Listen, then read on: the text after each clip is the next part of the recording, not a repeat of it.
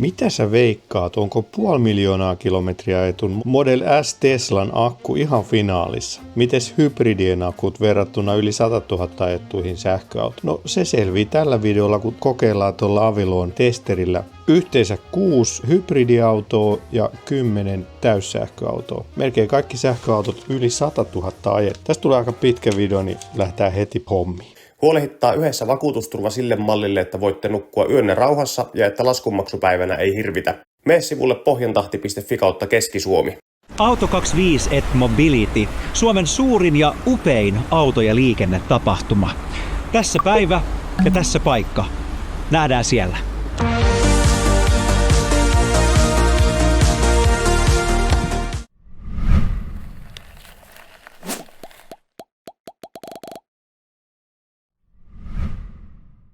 No niin, nyt ollaan tällaisessa vähän prameemmassa Audissa. Q7. Täällä on konjakin väristä nahkaa ja ei ole mitään höpö nahkaa, vaan ihan oikeet.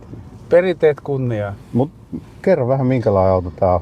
No joo, eli piti saada vähän isompi ja vetokykyinen auto, niin täytyy Mersun jälkeen ottaa tämmönen järeä maasturi, eli tällä saa 3,5 tonnia vetää kuormaa, eli vähän isompaa venettä tai mitä liian vetääkään.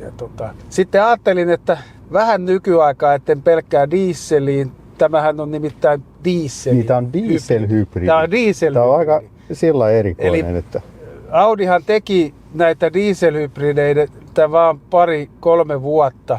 Ja sitten kun tuli tämä Volkkarien pieni päästö, niin hässäkkä, niin sitten ne lopetettiin ja siirryttiin pelkästään bensahybrideihin. Joo. Ja mulla oli ajatuksena se, että kun näissä esimerkiksi Bemarin vastaavissa niin on aina bensakone ja kuitenkin kantama aika pieni, niin kun on dieseleillä paljon ajanut, niin ajattelin sitä, että silloin tässä on se V6 perinteinen dieselkone, eli sitten pelkällä dieselilläkin ajo on aika jouhevaa, että sähkö on sitten vähän niin kuin tukena siinä. Joo.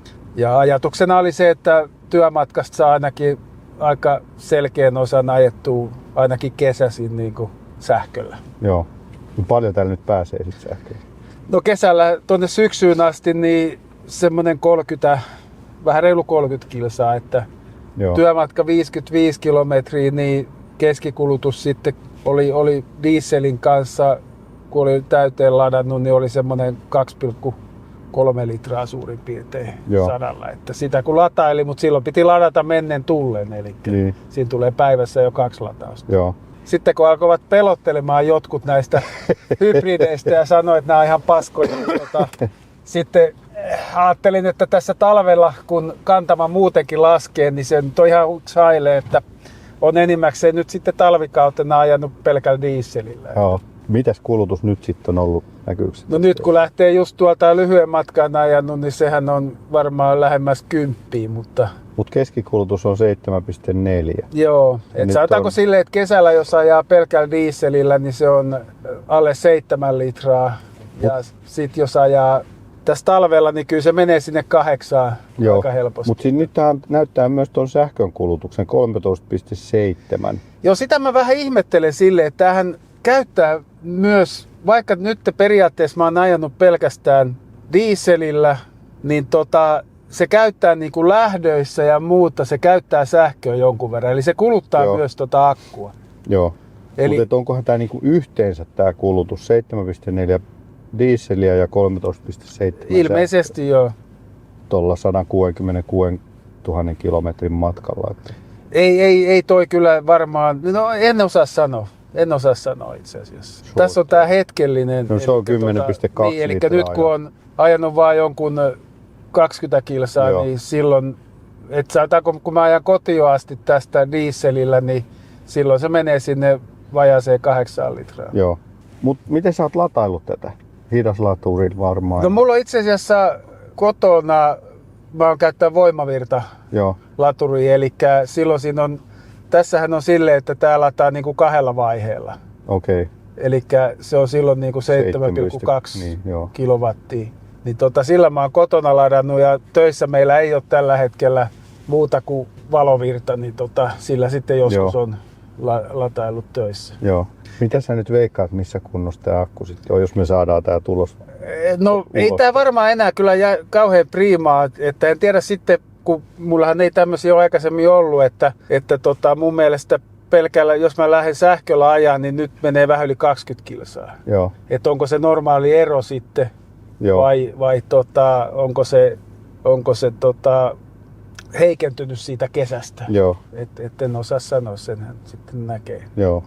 Mutta tavallaan se, että jos pääsee 20 kilsaa ja tää on ladannut täyteen, tässä on 17 kilowatin akut, niin sehän ei ole enää oikein kauhean taloudellista. No ei ole kyllä, joo. Et sen takia, jos se syklit Niin. tulee täyteen, niin mieluummin sitten ajaa kesällä, jolloin sillä saa niinku paremman hyötysuhteen. Joo. Muutenhan tämä auto on aika makea ajella. Kyllä. Niin varmaan joo. Tämä on niinku, menee kuin juna, kesät, talvet, paljon hanget eikä jäät. Niin. Haittaa. Mulla on vielä nastat tietysti alla, eli Joo. saa ajaa kyllä muiden on ihan Niin. surutta. Ja veneet tulee ylös luiskista niin kuin tyhjäkäyntiin nostamalla Joo. ja muuta. Että siis, jos tämä vaan toimii, niin tämä on erittäin niin kuin Joo. hyvä auto. Joo. Mutta tietysti tällä hetkellä nämä, että kun katsoo mitä mahdolliset viat maksaa, niin sehän niin tietysti vähän hirvittää. Niin. Mutta eihän ne jokaisen kohdalle Ei tietenkään. tuu. No mut hei, kohta katsotaan miten tulokset näytti. All right, selvä. Kiitoksia. Mikan Audi Q7, avilopisteet 66/100 ja akun kunto 80% ja suurin kennojännitepoikkeama on 74 millivolttia, mikä on siis aika paljon. Ja Kokkolan autohuollon Jesse Haapalan mukaan tämä 74 milliamperia kennojännite, niin se on aika iso luku ja on ollut kai vähän tyypillistä näissä Q7 noiden akkukennojen balanssin pitäminen tasaisena. No nyt ollaan siis Toyota Auriksessa ja omistaja ei nyt halua tulla mukaan naamallaan, mutta siinä ei ole mitään vikaa, mä voin kertoa sen, mutta sä voit kertoa kuitenkin, että mikä tämän auton tarina? Tää on nyt, mikä Auris hybridihan tämä? Auris hybridi, joo, ja tää on 2015 maaliskuun viimeinen päivä otettu käyttöön ja nyt tässä on mittarissa 407. Ja viime vuonna ensin meni kansipahvi ja sitten meni syksyllä kone. Eli se kansipahvi vaihdettiin? Ensin vaihdettiin kansipahvi ja sitten pari kuukauden päästä meni sitten kone. Joo. Nyt siinä on tuoreempi toi polttomoottoriosi. Semmoisessa pienessä ajossa taajamassa, niin tuosta akusta se on ihan mukavakin se akku. Akku sillä lailla se pelittää kesällä, mutta ei tällä pakkasilla, niin ei se sitten ole. Ja sitten tietenkään kun vähänkään niin nopeampaa rytmiä menee, niin sitten ei ole. Että sillä lailla ihan mielenkiinnosta, että onko siitä akusta mitään. No nyt tää sanoo itse asiassa, että ajoneuvomallia se ei tueta. Eli tää on ilmeisesti semmonen malli tai niin vanha, että ei sitten tää Avilo tue sitä. Okei. Et valitettavasti nyt kävi näin, mutta mitä sulla on kulutuslukema? Onko tää? No se on näköjään Eli se on jotain 6 litraa? Joo. Se on kuitenkin aika hyvä. Kyllähän se alle 5 menee sitten niin kuin taajamassa ja sitten se näköjään nollautui tuossa äsken, niin tuli motoria pitkin, niin se on varmaan se tyypillinen. Joo. Tämmösiähän ne Toyotat on. Niin. Tämä on nyky-Toyotat. Niin. Ennenhän ne se enempikin. Niin. Mutta nämä hybridit. Kyllä ne hybridit vähän auttaa kuitenkin siihen. No joo, pienempi kulutus on. Niin. Sen verranhan siitä on. Ja sitten ihan pienestä pyörittelyssä, niin siinähän se mukavaa. Valitettavasti nyt ei saatu tulosta, mutta ei mitään. kiva kun tulit kuitenkin. Ei mitään. Nyt tuli katsottua sekin, että niin. Sitä ei saa. Nyt ollaan sitten ID4. Onko tää 4 vai 3? 4. Joo. Onko tää nyt uudempaa? Ei ole vielä uudempaa versiota. 22-mallinen. Ja sä oot varmaan Ilkka R. Kyllä. Hyvä, kun on lunttilappu tuossa näytöllä. Paljon täällä on nyt sitten ajettu? Reilu 91 000. Okei. Onko tää ollut sulla ihan uudesta lähtien? Ei, täällä oli 6 000 ajettu kunnosta. No mut melkein uusi sitten. No melkein uusi. Joo. No minkälaista sulla on ollut ajaminen ja lataaminen? No ihan tyytyväinen on ollut autoon että mikään hirveän nopeahan tää ei ole niinku talvella pikalatureissa, mutta ei siitä nyt juuri haittaa ole, koska yleensä silloin kun ensinnäkin harvoin tarvii pikalatureissa käydä ja sitten pidemmällä reissulla, niin siis tulee kuitenkin kahvitaukoon, lounastaukoon pidettyä, niin ei ole silleen ongelmaksi muodostunut. Joo. Millaista se sun tavallinen ajaminen on? Onko se kaupunkiajoa vai?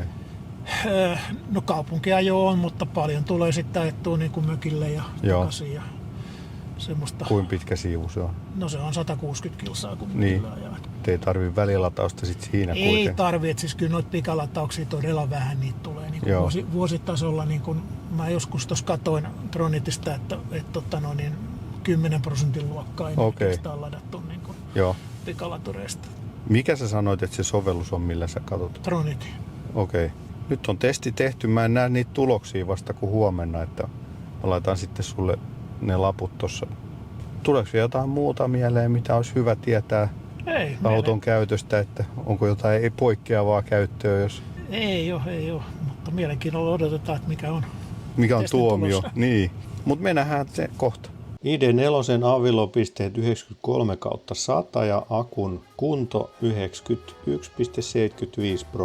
ja suurin kennojännite 10,01 millivolttia.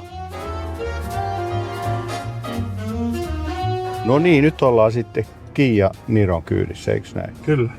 Ja kukas sä oot? Mä oon Joonas, terve. Terve. Joo. Ja nyt sitten katsotaan, että pitääkö paikkansa, että me ei saada Kiasta lukemia, koska ainakin se tunnistaa, mutta yleensä se on aina antanut Kialle ja Hyundaille 100%. Joo, näin on. Että mä vuosi sitten ostin tän ja silloin oli ajettu 88 000, nyt on ihan just alle 100 000 ajettu, eli 10 000 siitä. Niin käytiin korjaamolla OPD-lukijan kanssa ennen kuin tehtiin kaupat, niin silloin se näytti, että kaikki olisi täydellistä. Oliko se siis avilotesti vai joku muu? Se ei ollut avilotesti, että se oli ihan katsottiin OPD-dataa vaan yhdellä lukijalla, mikä siellä kaupan yhteistyökorjaamolla oli, mutta se oli, vähän tein tutkimusta netissä siinä samalla, niin vaikutti siltä, miltä pitäisikin, että ainakaan se nyt ei mitään vikoja näkynyt. Millaista sulla tämä ajaminen sitten on? Hyvin helppoa ja sellaista, asutaan tässä PK-seudulla ja meillä on kotona 8 ampeerin latausmahdollisuus niin kuin sukopistokkeesta, niin suurin osa tulee ladattua siitä ja semmoista 50 kilsan makspäivää ajoa, että joo. Semmoista helppoa, mutta on tällä käyty Lapissakin. Okei, mutta tässä näyttää ihan hyvää, 364 kilometriä range. Joo. Onko toi niinku todellinen vai? Kyllä se on aika hyvin pitänyt paikkansa, että kyllä Kioissa se on ja näissä käsittääkseni ihan hyvä, että nyt on pienesti kulutus kohdalla, kun on sen verran kylmä ja auto ehtii. Niin sä sanot, että 17,9 on kohdollaan vai? Se on aika pienet, kuulostaa noin niinku keskimäärin. No kyllä se, jos mä ajan niinku tässä maks 80 teitä PK-seudulla, niin kyllä se on niinku 16-15 niinku maks 5 pakkasasteessa. Tää on niinku pieni ruokainen auto. Ja ei ole tosiaan kauhean nopea lataamaan, mutta tämmönen vähän no mä oon sanonut kavereille, että tää on vähän tämmönen sähköautojen Toyota Corolla. Niin, tää on aika tylsä ja helppo, mutta... Joo, mutta toimii ja kuluttaa vähän. Onko ollut mitään korjauksia? No se Hyundain ja Kian perinteinen, eli 12 voltin akun kyykkäys kävi. Todennäköisesti, koska unohdin lukita auton päiväksi kerran ja sitten oli auto ihan sammunut ja simahtanut, ei reagoinut avaimeen eikä mihinkään, kun tulin takas autolle, niin sitten 12 voltin akun niin kuin jumpstarttaamalla homma lähti taas toimimaan, että mitään muuta ei ollut ja sitten sen takia kävi takuuhuollossa tarkastuksessa, mutta muuten ei ollut mitään. Joo. Siis mun mielestä tää on vähän semmonen kanssa aliarvostettu sähköauto, että tää on tietysti hirveän tylsä ja tästä ei ehkä saa kauheasti mitään dataa irti, että sovellus on kauhean yksinkertainen, mutta mun mielestä tää on näitähän on paljon käytettynä, että sillä jos joku miettii semmoista 25 000 euron vähän kalliimpaa sähköautoa, niin näitä on paljon ja nämä on oikeasti hyviä pelejä. Ja se mikä muuhun on aina tehnyt tässä vaikutuksen, niin tässä on jäähdytetyt penkit. Joo, kyllä. Mihin muuhun tämän hintaluokan autoon saa jäähdytetyt penkit? Joo, kyllä tämän varsinkin sitten kun just käytetyissä lisävarusteet ei maksa käytännössä ekstraa, niin kyllä tässä on kivat varusteet just sillä lailla. Tietysti tässä on perinteisiä nappeja ja joillekin ne on jo kiusana nykyään, mutta mun mielestä ne on kivat ja tää on semmoinen helppo eka sähköauto. Kyllä, voin allekirjoittaa tämän, että tästä on hyvä aloittaa, jos on ensimmäinen sähköauto kyseessä. Testi on mennyt läpi, katsotaan nyt näyttääkö se sitten 100%, niin kuin oletus on, että all right, kiitos. Kiitos. Kia e-Niron avilopisteet 99/100 ja nyt sitten niin kuin ennakko-oletettiinkin, niin akun kunto 100%, eli tämä ei osaa lukea tai Kia ei anna, kuten ei myöskään Hyundai noita lukemia sieltä akusta. Tämä tulos ei nyt oikeastaan kerro sitten mitään, ei edes tuon kennojännitteen poikkeaman osalta mitään. Nyt ollaan sitten Volkswagenin kyydissä ja kerro nyt vähän mikä volkkari ja kuka sä oot? Mä oon Janne. Tää on mun GT Passatti. Mun tulee just 2 vuotta omistajuutta täyteen. Niin paljon täällä oli silloin ajettu, kun sä ostit? Ostitko sä uuden? Tää oli 160 000 suurin piirtein ajettu, nyt se on 187. Joo. Minkälaista sulla on? Latailet sä paljon? Mä latailen itse asiassa julkisilla aika paljon. Okei. Mä en voi himas ladata. Nyt tulee latautua. Meillä on lähiasemalla on pari latauspaikkaa, niin tulee latautua. Eli kuinka kauan sulla menee? Tää on 13 kilowattitunnin akku. Reilu tunti. 4 tuntia. 4 tuntia? Niin eli onko tää niinku yhdellä vaiheella vai? Siinä ehtii just käydä himassa ja Niin. voidaan lasten ilta puhua. Niin. Joo. Osaatko sanoa paljon tuolla nyt sit pääsee vai käyttääkö se sitä ihan sekaisin? Akulla pääsee nyt talvella, niin se 30 kilsaa suurin piirtein. Kesällä niin pääsee lähemmäs 60 kilsaa parhaimmillaan. Oletko sä huomannut siinä muutosta nyt sitten? En ole huomannut yhtään Joo. muutosta 2 vuodessa. Ainakin tää tunnistaa, että nyt näyttää sille, että testi menee kyllä läpi. Mutta nyt kun tää näyttää siis kulutus 5,4 litraa sataselle ja 14, niin onko se niinku yhteenlaskettuna? Ei. Ja toi huomioi sit myös kans tossa, että jos se lataa sitä tuolla bensamoottorilla lataa Okei. että sit se miinustaa sitä. Mutta tässä nyt on edelliset 900 kilsaa. Yleensä se on kesällä mun kulutus suurin piirtein. Eli siis toi on niin kuin silloin, kun se ajaa vaan bensalla, niin se kulutus. Ja tää on se, kun se ajaa pelkään sähköllä. Ja pelkään sähköä se. Toi ei kyllä ole todellinen toi pelkkä sähkö, koska siinä ottaa huomioon myös sen bensa, sen latauksen. Flash-testi suoritettu, meni ainakin läpi. Mä en vaan näe niitä tuloksia kuin vasta huomenna. Okei. No niin kuin huomaat, niin SOS-vika valo palaa näissä on kyllä kaikissa. Niin, ne on noissa uudemmissakin. Että. Niin.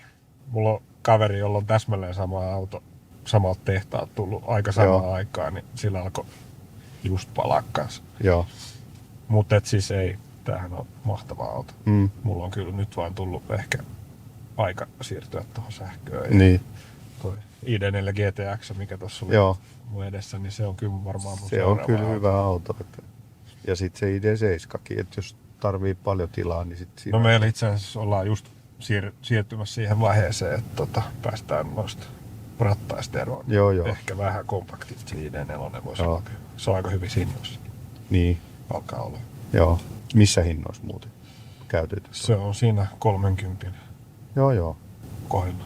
Se on aika hyvä. Se on ainut siinä ei saa niitä uusimpia latausominaisuuksia, mutta jos ei niitä tarvi, niin eihän siinä sitten oikeastaan suurtakaan eroa. Mä en edes tiedä, mitä ne vanhat latausominaisuudet. Niin siis pikalataus silleen, vaan, se on niinku puolet hitaampi se pikalataus talvella. En mä usko, että se tulee olemaan mulle mikään ongelma. Joo. Mä oon tottunut siihen, että mä jätän auton kumminkin 4 tunniksi lataukseen. No se on kyllä. Sitten ei ole mitään ongelmaa, että tunnissa latautuu pikalataus. Niin, ja sitten mä yleensä kanssa, kun mä lähden töihin, niin mä aamulla jätän, jos on vapaata, niin jätän auton just asemalle ja sitten se lataa siinä päivän aikana. Niin ja itse asiassa sä voit käyttää sitä samaa asemaa, pitäisi sen saman 4 tuntia, sä saat 40 kilowattituntia siinä. No sepä. Se varmaan riittää aika monelle, se on niin kuin 200 kilometriä. No sitä mä oon kanssa miettinyt, että se on kyllä, että ihan yhtä lailla sen voisi olla se sähköauto siinä seisomassa. Niin, ja sitten vaan jää tankkaukset. All right, palataan tuloksiin. Volkswagen Passat GT:n avilopisteet 91/100 ja akun kunto 92,43 ja suurin kennojännitteen poikkeama 7,9 millivolttia. No niin, nyt ollaan sitten Mirkan BMW, mikäs tää oli? 225 XE. XE. Tässä on 10 kilowattituntia akkua. Joo. Mitäs pitkälle sit pääsee? No kesällä se näyttää rangeksi 42. Joo. Ja sitten nyt on ollut semmoinen 36-38 talviaikaa. Joo. Pikkupakkasella. Ja paljon se on nyt sitten ajettu? 136 000? Joo, vähän reilu. Ja mikäs vuosimalli tää oli? Tää on, onko tää nyt 20? Eli 5 vuotta vanha suunnilleen. Joo. Minkälaista sulla on ollut tää lataaminen ja ajaminen tällä? Mulla on ollut tää kohta 2 vuotta ja alkuun mä ajoin semmoista pientä, mulla oli työmatka vaan 5 kilometriä. Niin kotilaturissa sit ladannut, eli hitaasti ja Joo. en oikeastaan muutaman kerran jossain asiointilaturissa, mutta... Joo. Mutta siis millainen sulla on kotilataus? 1-vaiheinen vai 3-vaiheinen? 1-vaiheinen. Joo. Entäs sitten, mites nyt, onko ajo muuttunut pidemmäksi? Nyt on, työmatka muuttu. Se on yli 50 kilsaa päivässä, niin sitten ei sähkö enää riitä siihen. Niin nyt mä lataan sitten joka päivä samassa kotilaturissa. Joo. Mutta nyt on tiukkaa lataamista sitten. Niin. Joka päivä joutuu lataamaan. No onko suunnitelmissa siirtyä täyssähköön? On. Ja totta kai. Että kyllä mä oon nyt käynyt jo vähän koeajamassa ja katsomassa, että mikä se seuraavasti on. Aivan. No mikä se voisi olla?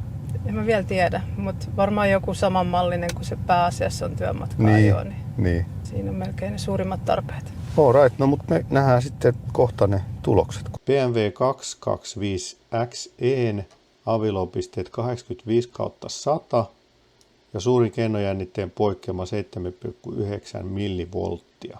Ja siinä välissä, kun me tein tätä videoeditoin ja keräsin näitä datoja, niin Mirka oli ehtinyt vaihtaa sitten jo BMWn täyssähköiseen Cupra Borniin. Onnittelut Mirkalle uudesta autosta. No niin, nyt ollaan Koivuniemen Sepon Tesla Model S kyydissä. Ja mikäs vuosimalli tää on? Lähdetään vaikka siitä. Käyttöön otettu 2019 joulukuun 23. päivä. Ja paljon sulla on nyt mittarissa kilometrejä? 172 976. Aika paljon. Tämähän on hyvä. Nyt tässä on tällainen paljon ajettu Tesla sitten. Pikalatauksia 15 490 kilowattia. Okei, ja paljon kaiken kaikkiaan? 22 000? Niin, tuo 70% on. Joo, eli noin 7/8, siis 70% on pikalatauksia. Niin. Joo. Miten sulla on niin paljon pikalatauksia? Koska tässä on ilmaisia. Ai niin kuin tässä on ilmaiset, totta kai. Siis ilman muuta. No tämähän on hyvä, kun on nyt paljon ajettu ja paljon pikaladattu, niin nyt on hauska nähdä, mitä tästä tulee. Joo, ja nyt kun on pörssisähköä välillä on alle sentti, niin sitten on ladannut kotona, jos on alle sentti. Joo. Mutta jos on yli sentti, niin käyn pikalaturilla. Joo. No se on aika kova raja se sentti. No se on pitänyt sen, että koska sitten se on todellinen siirtoinen veroinen, niin se on sentti, niin se on pikkusen alle 8 senttiä sitten kaikki. Joo. Paljon sulla on kulutus tällä onko sulla varmaan koko historian kulutus? On, eli mulla on ensimmäinen 90 000 on 14,6 kilowattia 100 kilometriä ja nyt on tämä toinen puolisko, eli 82 000, niin on 15,5. No onko sulla, minkä takia se on noussut? Mä oon ajanut paljon enempi Oulun väliä ja Kajaanin väliä. Eli se, että keskinopeus on niin paljon noussut. Joo, mutta aika pieni kuitenkin toi kulutus. On sillä, että tuosta sen näkee. Mutta ootko sä huomannut, että akku olisi nyt alkanut hiipumaan? En. Onhan se hiipunut, mutta kun mä oon kattonut jotakin alkupään niitä, että se on nollalla mennyt lataukseen, niin en mä ole koskaan saanut 92 kilowattia menemään. Joo. Ja nyt mä saan menemään 88. Että en mä koskaan 95 saanut, kun toi vaikka on uutena ostanut. Että olisi kiva tietää, mikä on niin todellinen kapasiteetti. Koska uutena tämä näyttää EPA. Joo. Elikkä ei VLTP:tä, EPA. Niin se uutena oli 585. Joo. Ja nyt se on joku 545 tai vähän riippuu. 40 kilsaa olisi pudonnut. Niin. Joo. Mä ennustan, että on kapasiteetista jäljellä 86, 87 sen mittari. Vaikka 88, 89 näyttää se sovellus, se Tesla. Niin. Joo. Kohtaa me nähdään. Tää vähän vaatii jumppaa tää Tesla, kun täällä ei ole OPD-porttia, vaan täällä on jossain täällä keskinäytön alla ilmeisesti joku kohta. Mutta kohta päästään katsoa sitten niitä lukemia ja tuloksia, kun saadaan ne laite ensin kiinni. Sepon Model S, Raven Teslan avilopisteet 93/100. Nyt valitettavasti sitten ei saatu näitä akun kuntoprosentteja, mutta suurin kennojännitteen poikkeama 4,72 millivolttia. No niin, nyt ollaan sitten Polestarin kyydissä. Kerro nyt ensin vähän, että kuka sä oot? Joo, Kouri Janne ajanut tällä vuodesta 2022, vuoden 2021 Launch Edition. Ja paljon nyt on kilsoja? Noin 120 000. Ja ootko huomannut, että akku olisi alkanut hiipumaan? Joo, siis laskin sen tossa, niin siellä on joitain prosentteja, se on tullut alaspäin. Joo. En nyt tiedä. Veikkaisin alle 10. No onko alkanut pelottaa jo se akun hiipuminen? Ei yhtään. Ihan samalla lailla tällä ajetaan kuin aikaisemmin. Niin. No miten sä oot ladannut?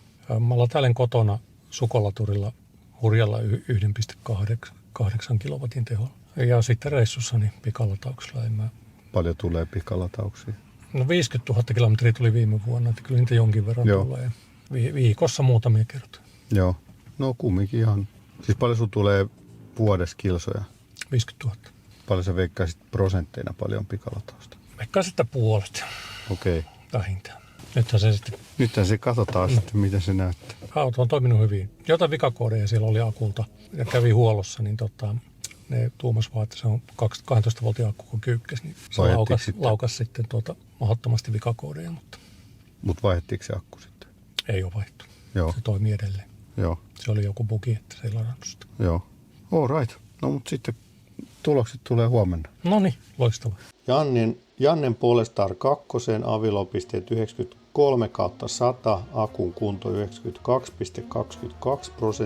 suurin kennojännitteen poikkeama 13,96 millivolttia. Kerro nyt ensin, kuka sä oot ja Hanno Vahtio, ja kyseessä on Volvo 2016 malli. Joo. Ajettu 237 500 ja... Minkä kokoinen akku tässä pitäisi olla? Tämä on siis varmaan jotain 11 paikkeilla. Joo. 10 ja 11 välillä. Joo. Ja nyt me kytkettiin aviloa kiinni ja tämä nyt sanoo, että virheen tiedot ajoneuvoasi mallia ei tueta vielä. Voisikohan tässä olla joku vuosimalli juttu? Tämä oli 2015. Joo. 16 malli pitäisi olla 15 loppuvuodesta otettu käyttöön. Joo. Ja sulla on siis ollut tällainen Karli. Joo. Näkeekö tällä myös niitä samoja tietoja? Ei näy. Tällä vaan näkee kaiken näköistä virhekoodia ja muuta, mutta mä nyt jätin sen tuohon päälle. Joo.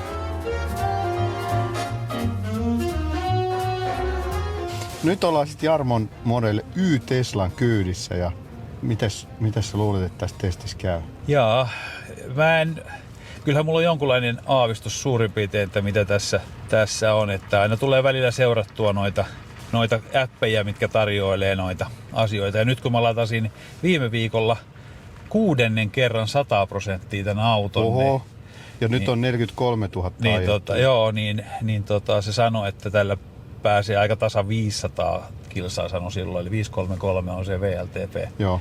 Se näyttö, mikä näyttää sitä VLTP-matkaa, niin nyt sitten näytti sitä 500. Joo. Sen verran siitä olisi niin kuin auton mukaan sulanut. Niin. Ja tässä oli vähän, kun kytkettiin se tonne Teslan johtosarjaan tähän keskikonsolin taakse, niin siellä on hirveästi kaikkea palikoita kiinni. Sulla on vissiin kaikki lisärekkulat tässä.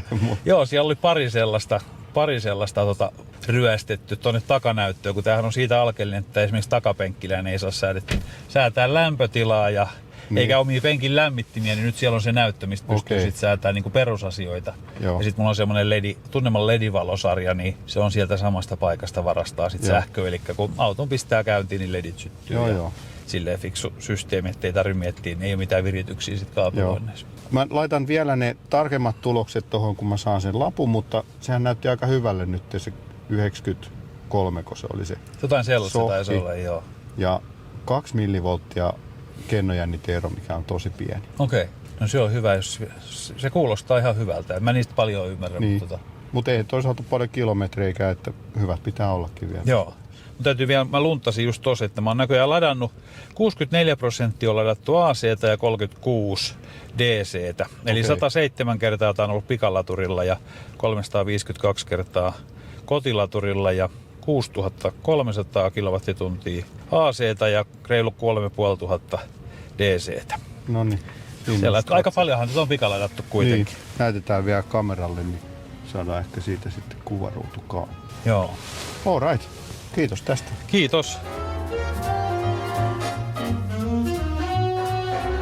No niin, nyt meillä on täällä Miska Diagnolta tullut vähän jeesaamaan meitä tässä testissä. Mutta mä oikeastaan halusin vähän kysyä, kun sullakin on tällainen vanhempi Model S, niin miten sä oot sitä lataillut? No mä oon lataillut sitä pääosin kyllä kotona hidaslatauksella. Mulla ei oikein noita superchargereita tuu omalle niin kuin työmatkalle tai muutenkaan matkan varrelle. Sillä on ajettu nyt 103-104 000 kilometriä suunnilleen. Ostitko käytettynä? Käytettynä ostin, joo. Mut mitä toi sun akku, mitä siinä on lukemat? Se on siellä 90 hujakoilla. Mä en nyt ihan tarkkaan muista, oliko se 93% vai... Joo. No, mutta mä laitan tähän sitten sen sunkin raportin mukaan, niin nähdään sitten. Ja Miskan Model S:n avilopisteet 94/100, akun kunto 94,71% ja suurin kennojännitteen poikkeama 10,21 millivolttia.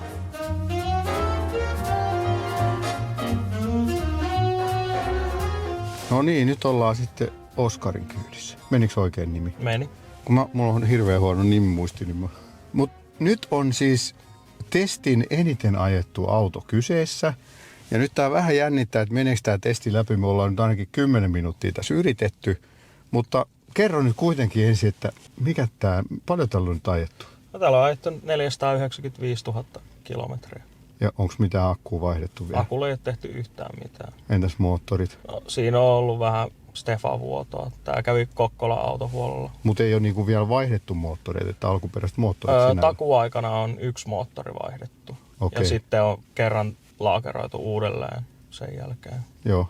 Mitäs muita tai niinku kulumia on ollut sitten? Ihan perusalusta jarrut, satunnaisia hapettuneita liittimiä ollut 12 voltin puolella. Joo. Ihan perus niin kuluvia osia mennyt muuta. Joo, se on kyllä aika kunnioitettava tuo lukema. Miltä tämä tuntuu ajolle, että onko? Ei mitään ihmeellistä. Ihan tavallinen auto. Mä oon kyllä tottunut paljon ajettuihin autoihin. Mitä sä luulet, että paljon tuo akun kapasiteetti on laskenut? Mä veikkaisin, että se on pikkasen alle 90 pinnaa. Nyt ainakin meni testi läpi. Onko meillä jo tuloksia? Odotetaan, että se pärähtää tänne sähkökotiin, mutta nyt se näytti, että se meni niin meni tuolta saatiin tulos. Kohtalo hetki. Mä avaan tän ikkunan, niin tuo piipi. Joo. Missäs päin sulla? Eli täällä nyt sitten Avilo score 87 pistettä 100. Sehän on aika hyvä, eikö se ole? 88,52%. Se on aika kova. Se on aika kova näille kilometreille. Se on todella hurja. 8,53 millivolttia on toi kennojännitteen poikkeama. Ei sekään vissiin vielä... Ei se huono ole. Joo. Onnittelut. Kiitos. Aika hyvässä kunnossa täytyy sanoa, että tossa on ollut paljon vähemmän ajettujakin, missä on paljon huonommassa kunnossa. Että hienoa. Joo. Miten sä otat vastaan tämän tuloksen? Ei se yllättänyt pätkääkään. Eikö? Ihan siltä se on tuntunut se auto. Paljon sä nyt pääset tällä akulla vielä? Paljon tässä muuten oli kilowattitunteja? 85. Netto on ollut uutena 77. 85 on se virallinen niin kuin mallinimi, mutta 77 on se mitä on ollut. Niin kai se on siinä 70 tienoilla. Joo. Mitä sulla on niin kuin se realistinen range nyt sit ollut kesät, talvet? Mitä mä sanoisin? 350 ollut semmoinen, mitä tällä pääsee. Vähän riippuu tietenkin kelistä. Niin. Pisin matka, mitä mä akullisella ajanut, on 429 kilsaa. Joo. Et ihan soiva peli vielä. 500 000 kilometrin kohdallakin. Että. Juu, ei siinä. Kauan sä luulet, että sulla menee tuohon 5000 kilometriä, koska me voidaan pitää 500 000 synttärit täällä? Ehkä muutama kuukausi. All right. Sitten seuraavan auton kimppu. No niin, nyt ollaan taas Polestarin kyydissä, mutta kerro nyt ensin, kuka sä oot ja paljon täällä on ajettu. Joo, mä oon Timo Vantaalta ja 117 ja tää on Hollannista tuotu leasingi. Joo. Tää on kilometrit ajettu siellä, että ei oo niinku... Kauan sulla on ollut tää? Tää on nyt ostettu muutama viikko sitten. Okei, et ihan niinku ostit sian säkissä. Kyllä. Ei ollut tällaista tietoa sitten tästä akun kapasiteetista. Mutta sä et tiedä yhtään sitä historiaa, että miten tätä on latailtu? Ei, että tää on ollut siellä 3 vuotta leasinginä, että Että hyvin siihen on tullut kilsoja. Semmoinen 30, reilu 30. Melkein 40 vuodessa. Niin. Minkälaista sulla se ajo tulee sitten olemaan? Hyvin vähäistä. Okei. Mutta miten paljon oli niinku halvempi tuoda ulkomailta sitten? Siis suomalaisesta liikkeestä on ostettu tätä. Okei, joo. En itse hakenut, näitähän uitetaan tänne nyt paljon. Joo, aivan. Joo, no mutta me ei nyt saada sitä tulosta, se tulee huomenna sitten, mä laitan sähköpostilta. No miltä nämä ekat kilometrit nyt sitten on tuntunut? No tämmöinen meluisa kippu. Mikä sulla oli tätä ennen? Siis meillä on autoja ollut erilaisia, mä vähän yhdistelin, myytiin pari pois ja Leafi lähti Bensapemori lähti ja vaimolla on Ioniq 5. Joo. Ja tässähän on erikoisuutena, niin mä laitoin tähän vähän kapeammat ja korkeammat renkaat. Okei, eli mikä tässä oli 255, kun oli vakio? 245 on normaalisti, nyt tässä on nyt 225 ja vähän korkeampaa profiilia ja sitten 18 tuumasta. Joo, mahtuuko ne kääntyä? Joo, mahtuu, me katsottiin. Ja tarkoitus olisi kesäksi kanssa laittaa pikkusen. Sä meinaat pienentää kulutusta sitten vai? Rengasmelua, okei. Niin. No sitähän tässä kieltämättä on vähän tässä. Niin. All right, mutta kiva kun tulit tänne testiin. No niin, tää oli ihan hauska. Polestar 2, avilopisteet 91/100, akun kunto 90,02% ja suurin kennojänniteen poikkeama 10,67 millivolttia. Ja sitten lisäksi täällä on myöskin, mulla oli koeajossa just silloin toi Mustang Mach-E GT Rally ja sen akun kunto 99% ja suurin kennojännitteen poikkeama 2 millivolttia, mikä nyt oli oletettavasti, että uudella autolla kaikki on kunnossa. Sitten on myös pajamies HP:n Model Y Tesla, 93,91% akun kunto ja suurin kennojännitteen poikkeama 2 millivolttia. Ja pajamies HP:lla on myös vanhempi Model S Tesla, joka on nyt myös myynnissä. Sen akun kunto 90/100 avilopisteessä ja sitten suurin kennojännitteen poikkeama 11,28 millivolttia. Ja siis näistä kaikista vanhemmista Tesloista ei myöskään tullut akun kuntoprosenttia jostain syystä. Joku sanoi, että jos sen tekisi sen pitkän avilotestin, niin se saattaa sitten tulla näkyviin se kuntoprosenttikin, mutta tässä testissä nyt ei valitettavasti saatu. Sitten kun katsotaan täällä taulukosta näitä kaikkia tuloksia, niin valitettavasti nyt noissa hybrideissä ei saatu noista vanhemmista hybrideistä mitään ulos sieltä aviloosta. Noin mistä saatiin uudemmista, niin suht hyviähän noin muuten on, mutta ehkä tuo Audi nyt on vähän heikomman puoleinen sekä sen akun kunnon että tuon kennojännitteen poikkeaman osalta. Sitten taas sähköautoissa niin tuo Kia Niron tulos nyt täytyy hylätä, koska sieltä ei tullut mitään järkevää lukemaa ja sitten nämä 2 Model S Teslaa, niin niistä ei myöskään saatu lukemia ulos. Mutta onneksi saatiin tuosta 500 000 kilometriä ajatusta vanhemmasta Teslasta ja hyvät lukemat olikin. Jos nyt vielä katsotaan näitä kuvaajana, tässä on nyt sitten ajokilometrit versus tuo akun kuntoprosentti, niin hybrideissä hajontaa oli siis aika paljon, noin suunnilleen samoilla kilometreillä, niin yli 90-80%. Sähköautoilla hajonta oli selvästi pienempää ja tuosta täytyy ylätä toi Kian piste tuolta 100%. Ja aika hyvin ne tällaista logaritmista asteikkoa seuraakin sitten toi kaikki autot ja näyttäisi sille, että sinne 500 000 kilometriä voidaan hyvillä yksilöillä päästä helposti. Jos laitetaan nämä molemmat tähän yhteen, niin kyllähän tästä nähdään, että hybridien akun kuntoprosentit on sitten selvästi pienempiä keskimäärin kuin sähköautoissa. Otanta on hyvin pieni, mutta kyllähän tästä nyt jotain näkee jo tästäkin. Mutta kiitos kaikille, jotka kävitte testaamassa. Lyhyellä varoitusajalla tulitte paikalle ja katsotaan saadaanko tälle jatkoa vielä sitten Avilon puolelta. Voitaisiin sitten kesällä katsoa uudestaan, jos onnistuu. Ja käykää kommentoimassa, mitä mieltä olitte tuloksista ja hälventääkö nyt pelkoja sitten hankkia täyssähköauto versus hybridi. Kyllähän tuosta aika selvästi näki, että hybrideissä ne akkujen kunnot oli selvästi vähän huonommat kuin samoilla kilometreillä sähköautot. Suunnilleen samoilla kilometreillä. Olihan niillä ajettu vähän enemmän kuin kuitenkin vanhempia autoja oli kyseessä. Valitettavasti niitä paljon ajettuja sähköautoja ei vielä oikeastaan ole kuin takseissa, mutta siihenkin varmaan palataan sitten vielä myöhemmin. Käy kommentoimassa, käy tykkäämässä videosta, käy tilaamassa kanava, jos et ole vielä tilannut. Ja harkitse myös Bö Plus-jäsenyyden tilaamista, koska sitten näet nämä videot aina ennen kuin muut näkee. Palataan seuraavalla sähköautovideolla. Bye bye!